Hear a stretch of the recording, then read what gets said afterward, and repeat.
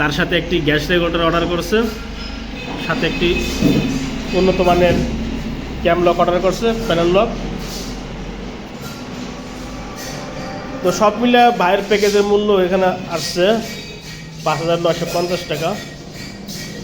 সিলিন্ডারটি মূল্য এখানে 3mm এর সিলিন্ডার, এটার মূল্য ধরা হয়েছে 3300 টাকা। তো ভাই 100 টাকা রিকোয়েস্টের কম দিয়েছে।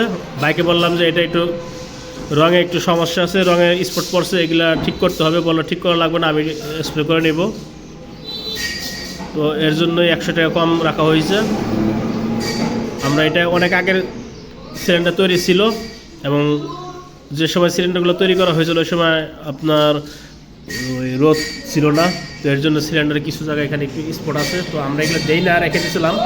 তো ভাই রিকোয়েস্ট করলো যা ওনার এই সিলিন্ডারটি প্রয়োজন, তো এর জন্য দিয়ে দিয়েছি। এর জন্য 100 টাকা কম ধরা হয়েছে।